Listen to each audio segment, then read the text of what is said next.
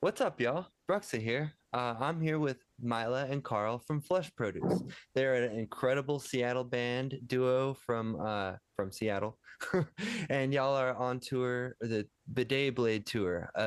Honestly, one of my favorite tour names ever.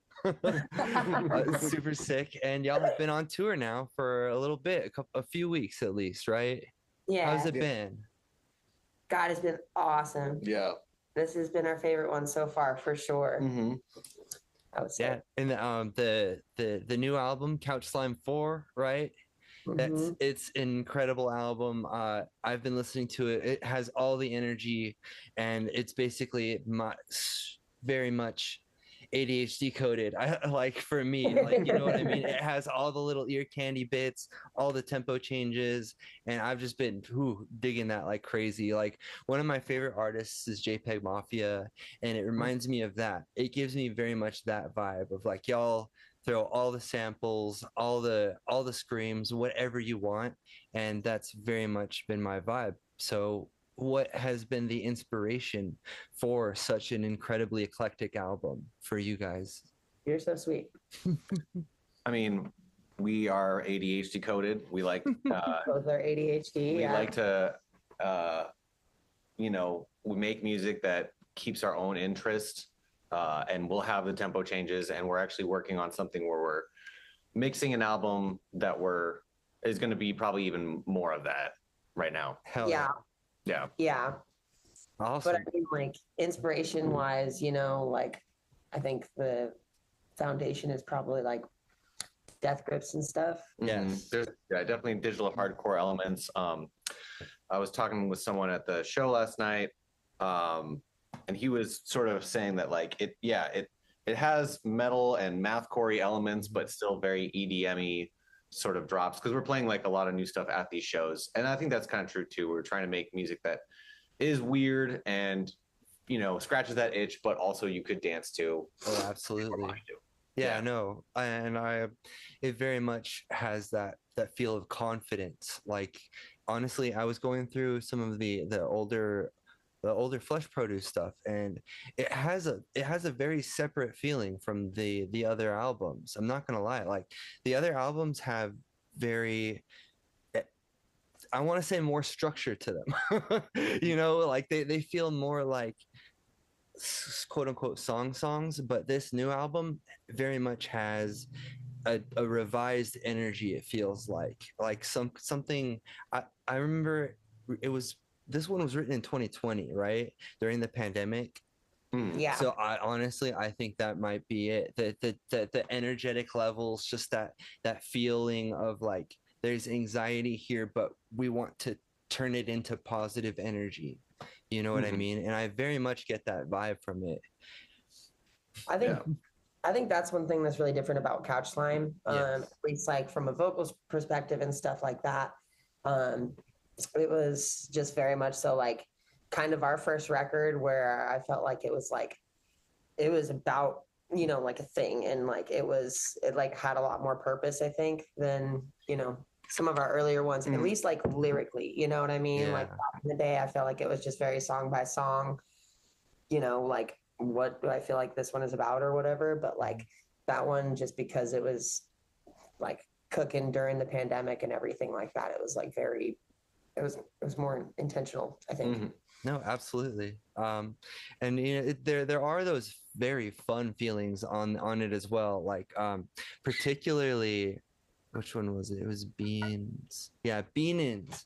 Beanins was particularly so much fun. It just has that energy of like I'm really hoping to make it to the show on the 27th at Realms because I want to hear that one and I want to hear You Can't Make Me Fuck. Wait, Legitimately, we fucking those. got it. If we see you, we'll drop those in the set for sure. Mm-hmm. Hell yeah, those are legit.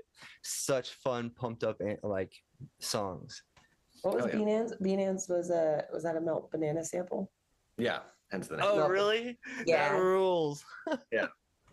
There's a lot of sampling of that sort of like noisy, no wave, and mathcore bands, as well as like video game samples and stuff like that. Yes, Yeah. absolutely. I kind of, oh, man, yes, because y'all come up with all this stuff on your own. It's just the two of you. You don't have any outside influences, right? Like other than, I'm sure you might have a feature here and there, but like you guys don't have Corpo Rat Records down your neck telling you, hey, no sampling that, right? Like Right.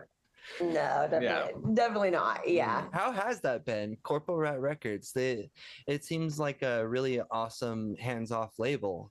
Yes, exactly. Exactly. Yeah. That is one reason we absolutely love it. Yeah. Also, go ahead. I'm sorry. Oh, I'm sorry, I cut you off. I just was gonna say it's been fucking sweet. Mm-hmm. Chris is awesome. Yeah, we're pretty DIY ethic. And speaking of Death Grips, they have a quote that was like, "No representation is better than misrepresentation." And all the help we have gotten from Corpo Rat or having like Justin Pearson do our promo and stuff has been like very cool people, very hands off, very helpful. Nothing that is, no big advance and that turns into like a debt and none of that stuff. Yeah. Right. Definitely no censoring. Yeah. For sure. Yeah, definitely none of that shit. So. Yeah, I would assume the only hurdles really would be if you needed to clear a sample or something like that, right? Like Yeah. And I think it's like we delve into the realm a little bit of like interpolation. Yeah. A lot of times. And also try to chop up samples because some samples will be like unrecognizable. Just because the pitches are messed with so much as well as rhythms and whatnot. And then other times it's like, there's a little borderline. It's all based on whatever sounds good to us at the time. Yeah, I mean, there's some samples I could list off that I could tell you what it is, and you'd probably like, I could not hear that because you can just use a sample as like an instrument. Absolutely. Yeah, that's the coolest thing about sampling. And then I think it's kind of also like, Karl. I think for like our first two records and pretty much like 99% of the third record handled all the production, and Karl's just like a very seen kid who's got all the all the good influence, and like if somebody was to hit us with a cease and desist, I mean that would be meeting one of your heroes, right? I know. Hey, you know what? That's they heard it, right? So yeah, I had to hear it. So I totally get that. Any news is good news in that regard, huh? Yeah. That rules. Do you actually, that brings up a question of, do y'all go sample hunting or do you just hear something or do you save samples? Because like particularly for myself, I just kind of hear something, I save it, and then most of the time I forget about it. So like how does that work with y'all? It's literally all three. I will hear something at like a bar or something like, oh, that's cool. I'm going to download it, put it in a Logic project called Sample Storage. And I've got dozens of those projects that have hundreds of samples. And then later I'll like, piece them together. Or sometimes I'll be like just listening to songs that I know and like have listened to forever. I'm like, that would be a great thing to sample. And then it ends up in a sample storage library too. And eventually to get sort of, Frankenstein together with other samples.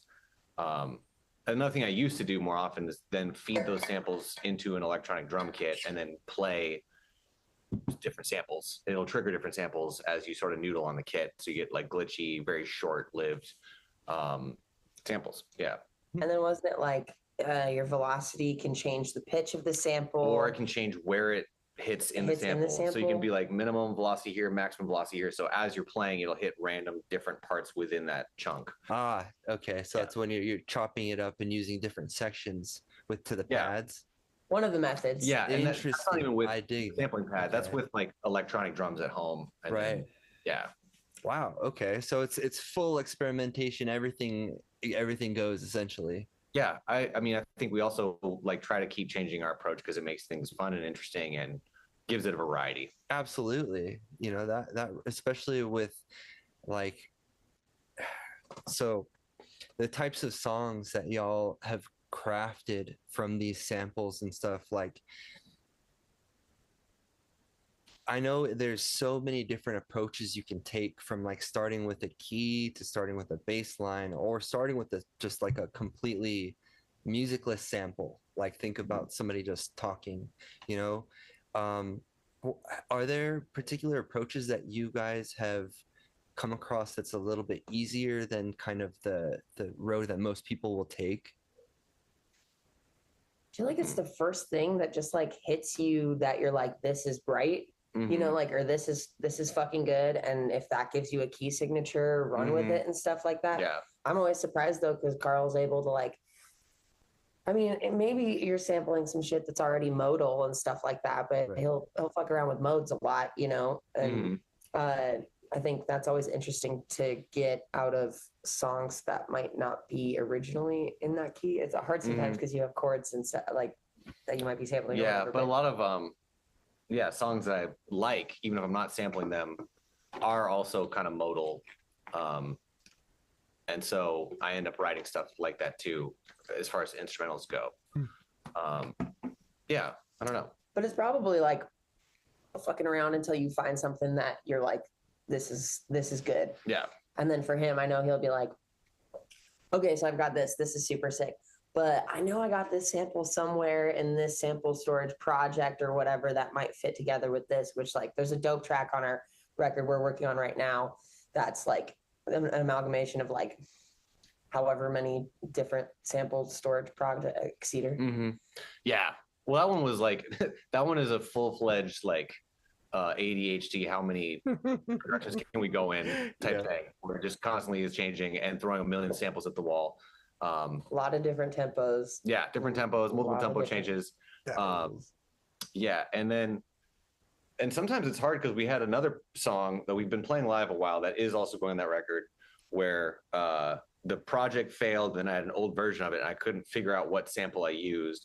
And then I started trying to make something new that wouldn't go on the record just for funsies. And I was like, oh, I should sample this. And it ended up being accidentally the same thing again.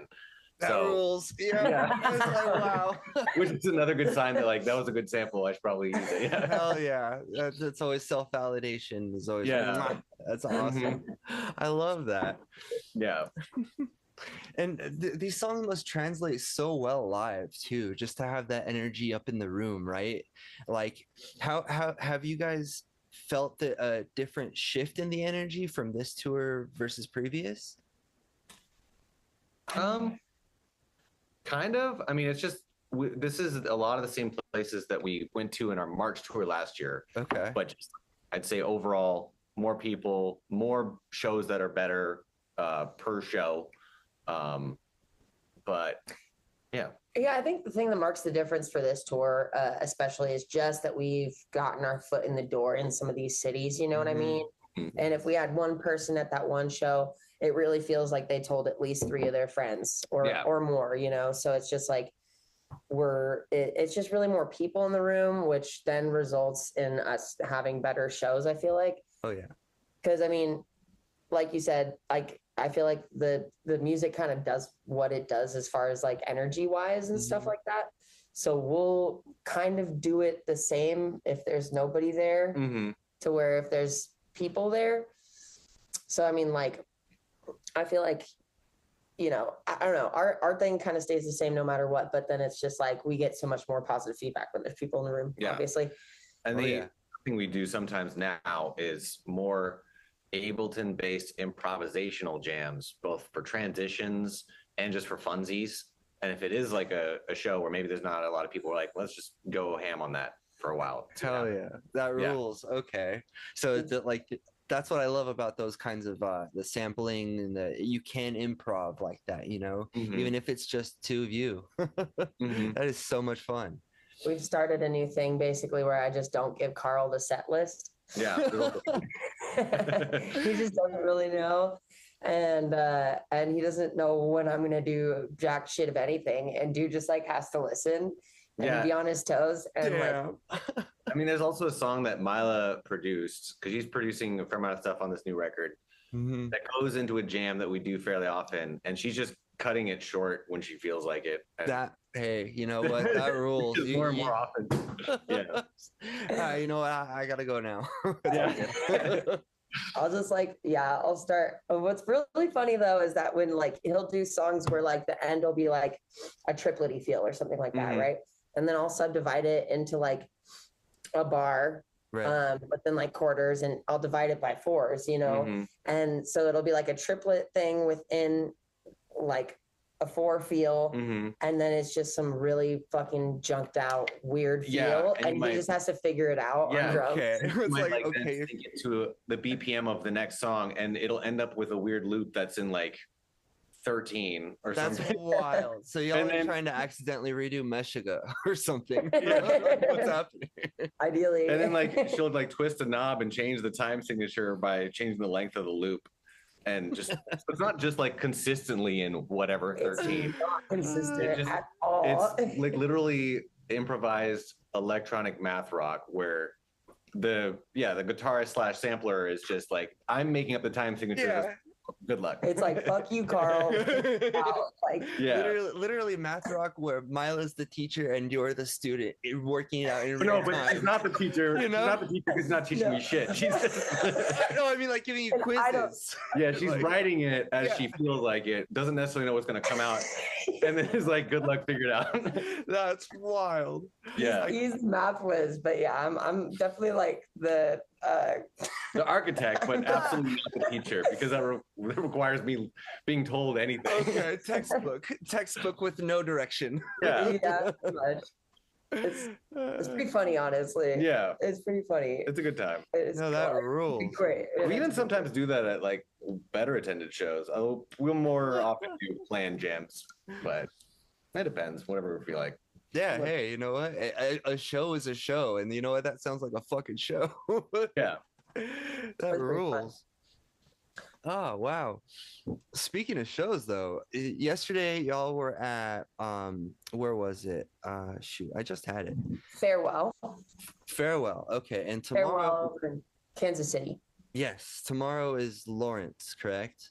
Correct. Okay, sweet. And then Boise is Thursday, this upcoming Thursday on the 27th. For some reason I wanted to say the 26th, but it is the 27th. That's right. At the- But that's Friday though. Friday. It is Friday. See? Yeah. See? Something is off. But it's Friday Okay. the 27th. Mhm. And I really want to make that one. Also, there's a really dope local band y'all are gonna dig, Teratoma. I'm not sure if y'all have checked them out, but they are on the bill as well, along with Nupepo and a band called Albatross. But Teratoma is a Boise band that plays with some awesome energy, and I think that they are a perfect vibe match for y'all. Fuck yeah. Yes, so that one's gonna be a dope show for sure. Damn dope. And we've heard so many good things about Realms too. Yes. Looks cool. We're so stoked for Realms Mhm. because we've only played Boise at Tree Fort. Oh yeah. So yeah, we played like the Shredder and we played The Shrine. the Okay. Shrine. Oh, And also Hound the Garage. Hand Garage, which I don't think exists anymore, but Right. that was cool. You know, it sounded crazy. but it's our first show outside of Tree Fort in Boise. Yeah. So, and we've got friends over there and stuff like that. So it's going to be really cool. That's rad. Yeah, Boise's music scene has grown and grown and grown, and it just doesn't stop these days, thankfully. You Mhm. know, so I think y'all are gonna be right in there with the rest of us. You know, Sweet. especially from Seattle. You know, y'all aren't too far. I'm sure Mhm. there's bands that go in and out back and forth between Seattle and here. So A ton. Yeah. I mean, it's like anytime we're at Tree Fort, it's really just like it ends up being a hang of, I mean, people from all over the place and stuff like that. But like But a so lot of many of the Northwest. Seattle people that we Oh, yeah. know in the scene are also always there. And Mhm. so like Seattle and Boise swap spit all the time. Yeah. what are some other Seattle bands that y'all play with locally over there? I mean, there's a lot. A lot. Miss Right. Cummings. Mhm. Miss Cummings is fucking dope. And there's some that are like, yeah, more. Miss Cummings is more like no wavy, crazy, chaotic. There's another band that's sort of like that, but a little dancier called Zookrat, Black Ends. Yeah. And then there's a band that's sort of similar to us called Give Me the Money that we play with. And because we sort of are eclectic, we sort of dabble in different things. Mhm. Have you ever heard of, this is not from Seattle, but I've been talking them up a lot, CMOS from Portland. CMOS sounds very familiar. You should check them out. You gotta Absolutely. check them If I out. have not, yes, I absolutely will. CMOS. They're basically Rad. like Gorilla Toss's first era. Yeah, they're very dancey. Singer, contact mic on the neck, homemade synthesizers made out of gingerbread tins that are also being triggered both by the singer and the drummer with triggers. Cowbell, crazy, linear, funky beats, odd time signatures, crowds always going nuts even if they don't know what to expect. And we've like done a couple mini tours with them that have all been awesome. We love them. That reminds me of the speaking the contact mic just reminds me of Thunderbolt, you know. Yeah. That rules. And then Machine Girl is another band that reminds me of that too. But well, also like, you know, we sort of get compared to them a fair amount. And really, CMOS did a collab or a remix with Machine Girl. Oh, Machine Girl did a remix of one of their songs or something. Yeah, see, that rules. Okay, yeah. I'll have to check that out for sure. Slapper, yeah, for sure. But Lightning Bolt's a huge inspiration, right? Oh, for sure. I've also sampled Lightning Bolt. Fuck yeah. You got to see them at a Tree Fort, actually. Yeah, that's something cool about these festivals is you get to play with sort of and see all these bands that you love for free. Yeah, no, absolutely. Even if you're just there to experience, you know. Yeah, that rules. Yeah, and that was another, like, that pit was a very Seattle homey. That whole mosh pit was just like all of our friends going nuts. Yeah. That rules. And so many others. Yeah, and other people too, of course. But yeah, definitely. Oh, wow. Is there anything else that y'all want to cover or need to cover about the album or anything like that?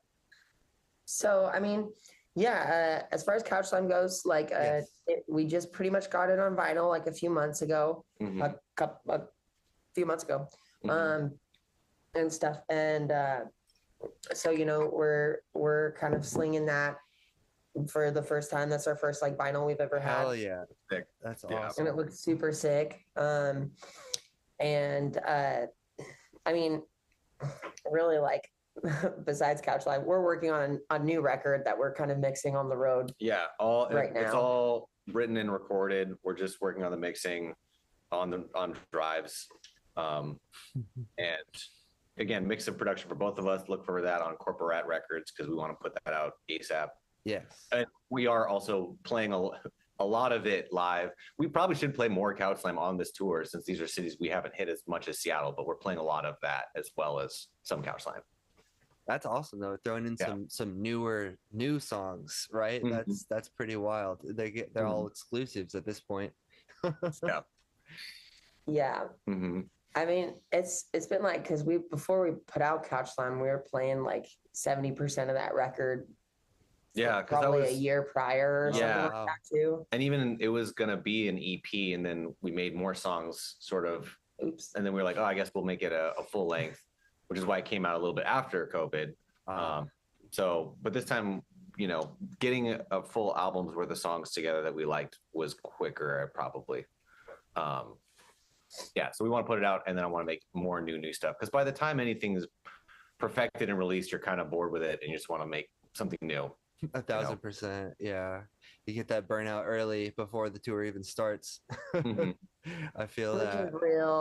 Which is real, which we don't feel, but we also just like get excited, you know what I mean? And like want to like keep it fresh. And I mean, for the raw amount that we play Seattle too, like we play Seattle so much, like, and I mean, that's why getting on the road is so freaking refreshing because we're not constantly overplaying our draw or whatever, but like, we just played those songs out to Seattle like quite a lot. So we felt the pressure to like get some new shit going at shows. And now we're like, we want to practice. We're on the road. We want to just like practice and like get them real nice tight show. Plus, like, enough people do know us and like us in Seattle that we don't really ever have to book shows in Seattle. So we get a lot of show offers, and then sometimes we'll end up being, even though we were asked to play it, like the headliner, and then we'll end up doing that multiple times in a row, and we're like, crap, we have way too many Seattle shows. That's part of the thing that keeps happening with us. So again, it's just nice to be on tour and playing a new city every night. And some of them are cities we haven't been to, and it's still a big crowd because no one knew what to expect. And then some of them are places we went to last year, but that was, you know, a year ago. Like Replay was a surprise awesome show last year, so we hit it again. Vine was the same thing in Long Beach, so we hit that again. Which, let me talk about Vine real quick. Yeah. Vine is so sick. LA was like, for this tour specifically, our SF show on Toxic Beach, and our LA show at Vine, Long Beach show at Vine were two of just like my fucking favorite shows on this tour so far. Cause I mean, the energy at Vine, like the energy around LA was just so crazy. Like they are like so fucking exhausted, you know? Like if you think about it, like fucking they got hit with the wildfires like just a second ago. Yeah. And now they've got fucking National Guard up in their shit and they're out there in the fucking streets still like fucking fighting. Yeah. And they were like so exhausted. And I think like our new record that we're playing a lot of has like, I mean, a hefty political vibe going on, obviously. But like those folks just like, I mean, they just went hard like they had to, you know? Oh, Yeah. The That first band was a catharsis. grindcore band too. Oh, they were heavy as Everyone fuck. just was going absolutely ape shit. And like a couple people came up to, you know, people were like, good job, you were great, blah, blah. But someone else was like, thank you, we needed that. Yes. You know, and I'm sure they felt the same way to all the bands, but like we were the out of town band. Yeah, it was just a really awesome show. Check out Mindfuck, check out Papa Stereo Mindfuck, Blue Art Mind. Mhm. They were so sick and they brought it so hard. Mhm. But yeah, shout out to all the people of LA for all that hard work and fucking get your rest. And like, y'all deserve a break, but Legitimately. Yeah. I have friends out there, a friend who's doing photography. He photographs bands and stuff. And he got out there for the protests and he was very much on the fence about it. But he came around to it's like, you know what, it's my fucking duty, you know, as a person to who has the ability and the audience, you know, to take those pictures of time, like literally, it's a very important time. Yeah. I feel like something I forget regularly is that like we're like history is still being made, which is stupid. 1,000%. I forget that, you know, I'm like all the big shit happened, you know, Right. we've kind of just been like coasting and shit, but like that's a stupid fucking thought. Like it's like still happening and it's like it's so lit right now, like So bad, right? Like yeah. So you know, having those like photographs of that is definitely hugely important. absolutely. People still have to take care of themselves, you know what I mean? Like certain people have the bandwidth to be able to, and certain people don't. There's also certain people who are like higher at risk that don't also need to be attending because they might be like so directly affected, you know? Legitimately, it's like, yeah. It's got to be the ones who have the energy and also don't have as much stake. Yeah, Right. and it's like if you think about like, you know, Black Lives Matter in 2020, it's like a lot of what would convince sort of suburban neoliberal people to be like, wow, this is fucked up, is seeing videos of like really innocent, peaceful protesters getting brutalized by cops, including like a fucking 80-year-old guy just getting like smashed in the ear until he's bleeding from it.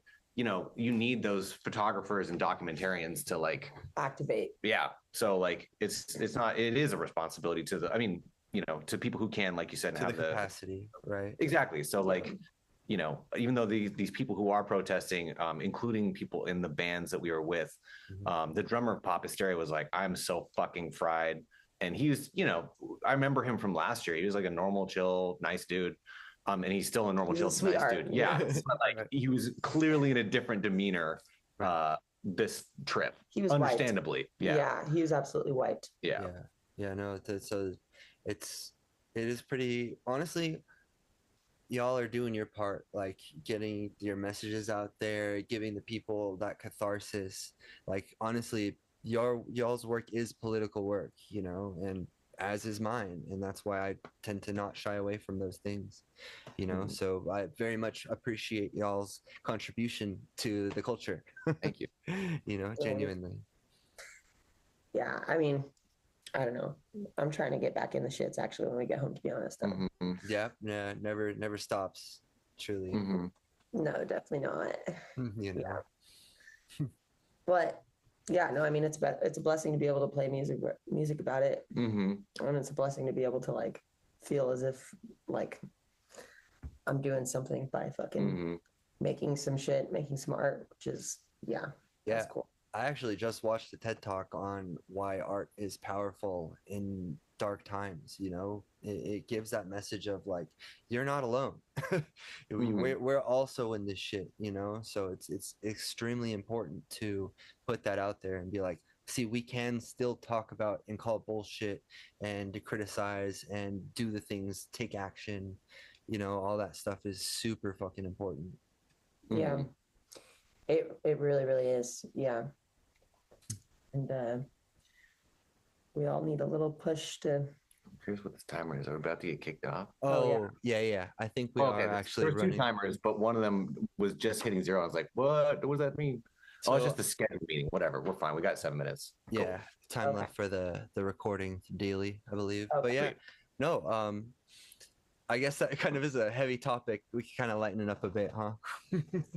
But yeah, no, thank you guys so much, legitimately, for hopping on the Zoom, and also forgot to mention, shout out to Joe Black at Nighttime Asylum PR.